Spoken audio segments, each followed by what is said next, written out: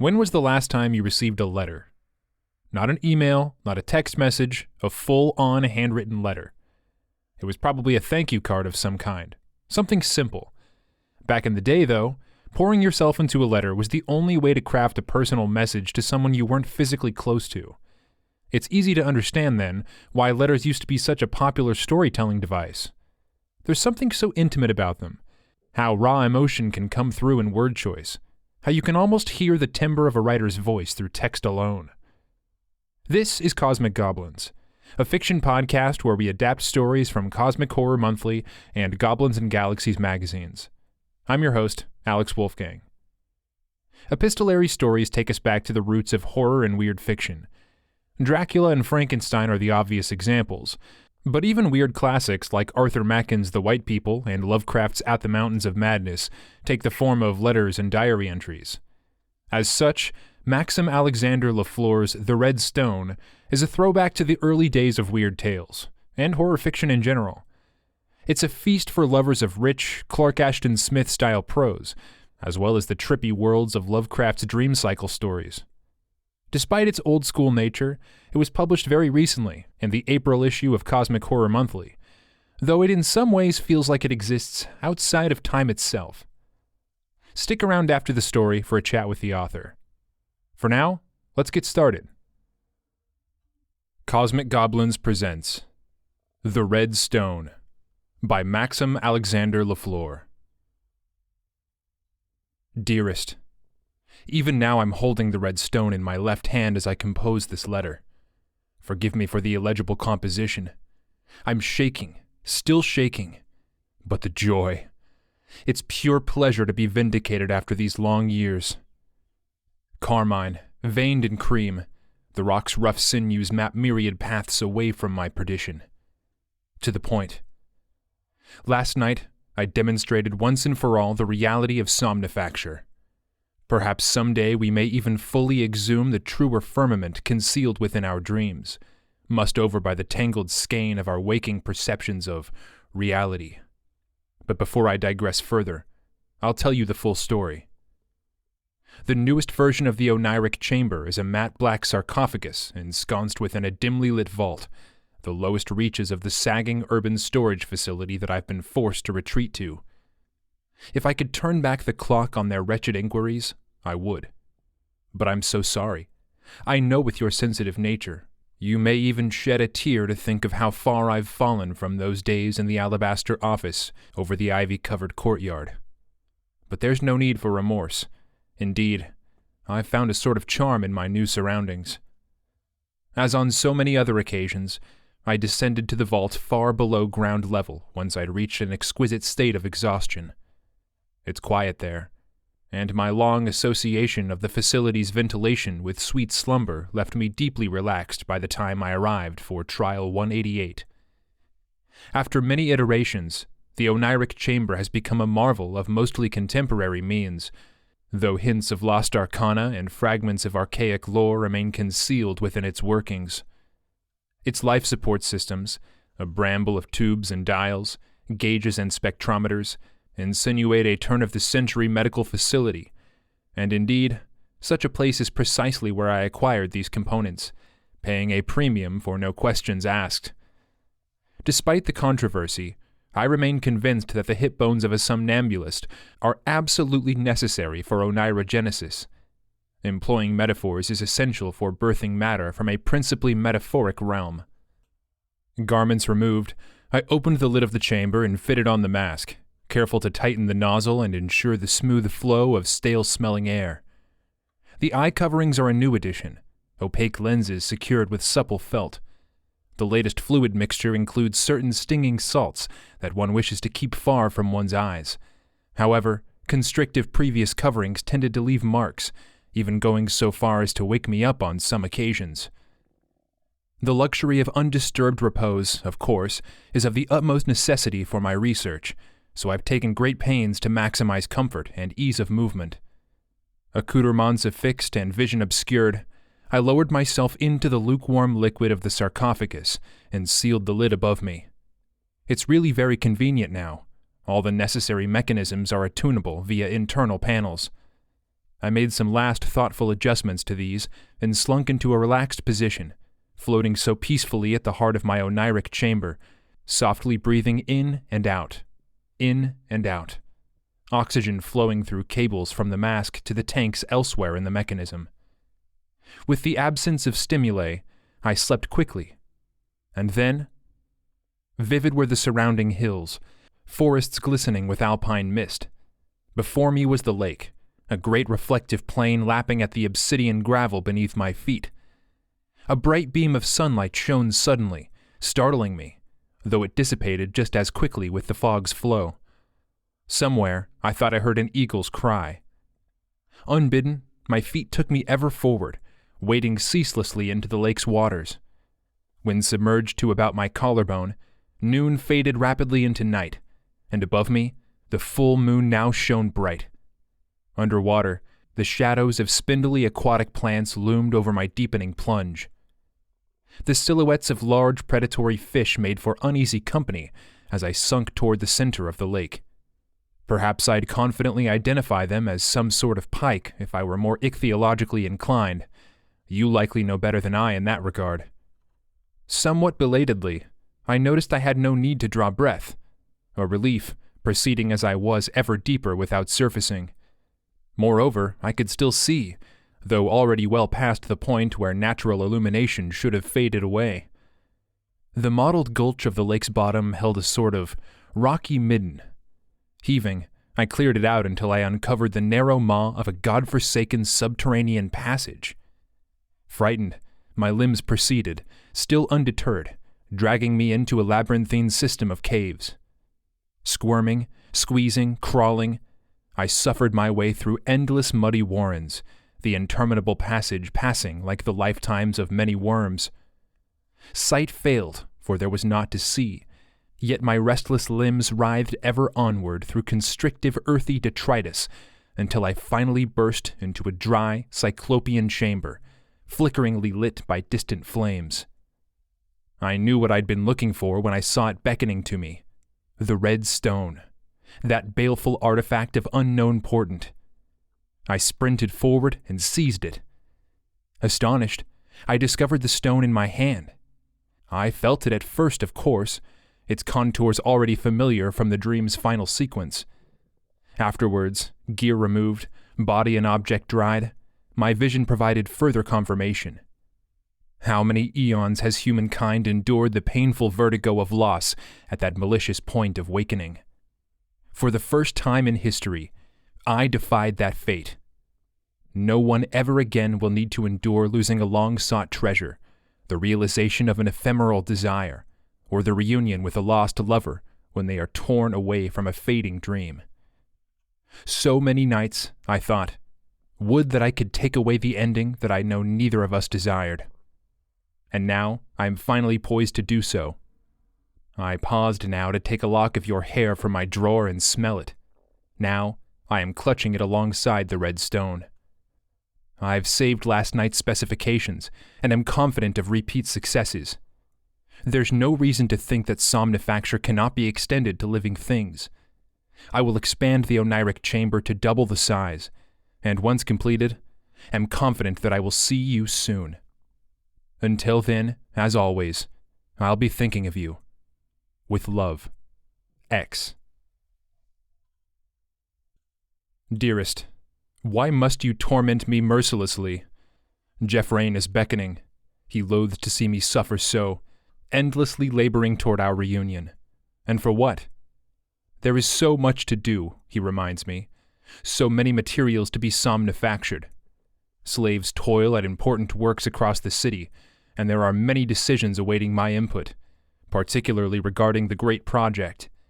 Yet here I am on an umpteenth revivification attempt, neglecting the entreatments of my most loyal Thulanima. The onyx ziggurat was completed a long time ago. I write to you from an upper parlor overlooking a landscape of my own design. Yet for some reason I take little satisfaction in it. Silver spiral structures curve into shifting fulcral struts. Colored rivers flow non-linearly, lit by whirls of glowing ambergris, cascading perpendicularly, then falling inward waterfalls. Cold, dark honeycomb structures sustain my laborers with the unnatural sustenance necessary for their ungodly affairs. They are recovered post-collapse in labyrinthine vaults, the best among them rewarded with inconceivable pleasures before their return to work. The red stone is bound to my chest with a chain of precious metals, gold and platinum of the old world, crisscrossed with my latest oniraloys, bound together with the shells and scales of unforeseen creatures of dream. Deep below me is the original oniric chamber, heavily modified, though of course by this point I possess various other versions of heightened scale and potency. Every time I try to see you, perhaps for nostalgia's sake, I prefer to use the enhanced original, as I will again soon. The moldering vaults of the long-forgotten storage facility are preserved under the ziggurat, like a concealed New Kingdom tomb. Each visit I seal myself away like a lost Tutankhamun, emerging later bearing unimaginable treasures to be held aloft from my balcony, delighting the effulgent onlookers kowtowing in the eternal square so far below. So many brought-back beings have been almost, but never quite you. The Thulanima, those windy intelligences of spectral mist, have proved my greatest servants, though their incorporeality necessitates the teeming cast of tactile slaves. Of all, none is better than my almost vizier Jeffrain. His words ever soothe, perhaps too much so, and his counsel has been invaluable in the design of the great project. The old city's stadium, a facile reflection of a long-dead civilization, even in its heyday, will serve as the unforeseen birthplace of my new world. Aqueducts of long leagues bear the liquid necessary for an oniric chamber of a size beggaring belief. Some night soon, enclosure complete, I will descend far, far into that new midnight and perform my greatest act of oneirogenesis. I hope, before I pass through that door through which there may be no eye to return from, I may still have a last chance of seeing you again. I took a long pause after what I had written so far, and strode through my galleries in a state of deep meditation. Sculptures, portraits, and esoteric displays. Who am I to say there is even something of you I can claim to any longer know, as I chase your image in a mausoleum of my own reflection? What purity there was between us, in those long-ago days, may have faded into naught more than a reverie, though I still cling to the thought that there will be a last act between us. With undying devotion, X. To X. Some time ago I received a strange piece of postage that, only after awakening from a nightmare, did I credit to your transmission. Bereft of anything of meaning, there was something nevertheless quite eerie about the letter's blend of peculiar pictograms and Byzantine pseudo-mathematical glyphs. For some reason I now felt compelled to write to you, though I have little confidence that it will reach you through the labyrinthine system of forwarding addresses I found upon inquiry. My dreams seemed like returning to a long-forgotten eternity, sealed beneath the sediment of old memories. Roads of darkness circled place and time unspooled or unraveled. I was so alone until I perceived you at the abyss of all angles, and awoke. It had been actually quite some time since I thought about the years we spent together, but the ivory morning clouds for some reason evoked a mental image of your old alabaster office. This short-lived reverie ended with shock, as I once again recollected the terror of your insisted-upon designs and experiments. Some time after, I was gardening, enjoying the fresh country air I left for long ago, and had again put the whole affair out of my mind before I received a strange surprise. My fig sapling, so hale for so long, seemed as of late to have withdrawn into something of a sunken pallor. Possessed with strange intuition, I dug slowly, then feverishly with bare hands into the soil beneath its roots, eventually discovering a strange stone. Carmine, veined in cream. Something about it holds a strong allure to me. I hold it now while composing this letter, which I felt essential to close this sequence, and once again dissipate your presence in my mind. I cannot fathom why I have put any of this in words to you, but make my final meaning as clear as possible. I resent the imposition of your strange cipher, There is no more to be said between us, and I regret the recent resurgence of your visage into my thoughts and dreams. Do not contact me again. R.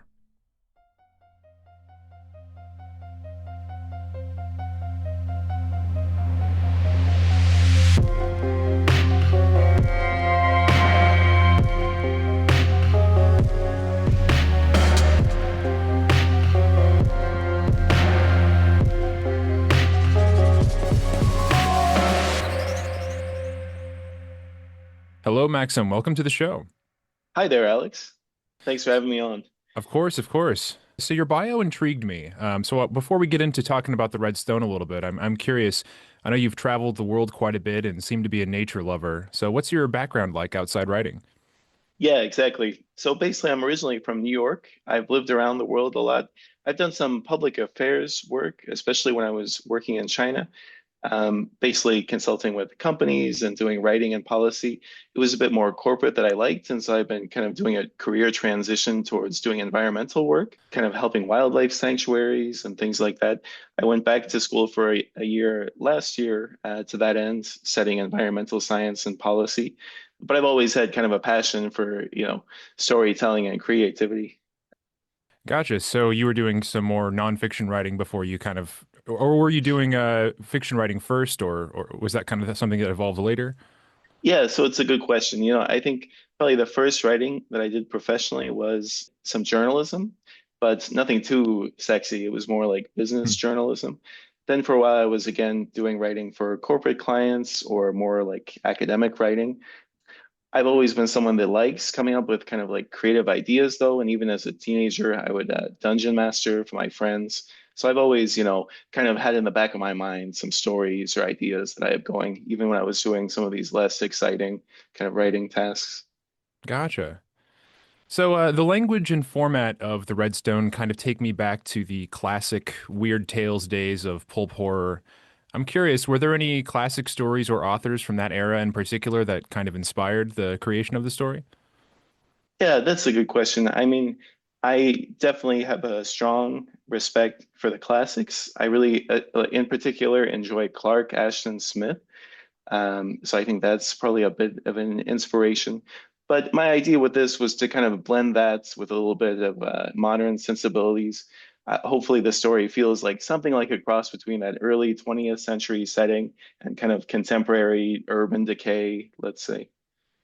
Yeah, it's interesting you say that because as I was reading it, we don't get a ton of detail about the context of who the characters are or the greater setting. And so it kind of has this feeling of being sort of out of space and time. And I was actually interested in wondering how you were kind of imagining the story's context as you wrote it, but it sounds like you were kind of trying to keep it in both realms at the same time.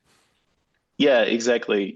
I think kind of doing a combination of reading the classics and then also last year at that time when I wrote it, I was living in New York City and it was kind of a dreary winter. That part of New York kind of has a lot of buildings that look very, early 20th century. But I was also learning about a lot of these climate topics and thinking about societal collapse and chaos. Mhm. For who knows why? I can't imagine any reasons why that was on my mind. But so that's why, it kind of comes together in this sort of blend in my mind.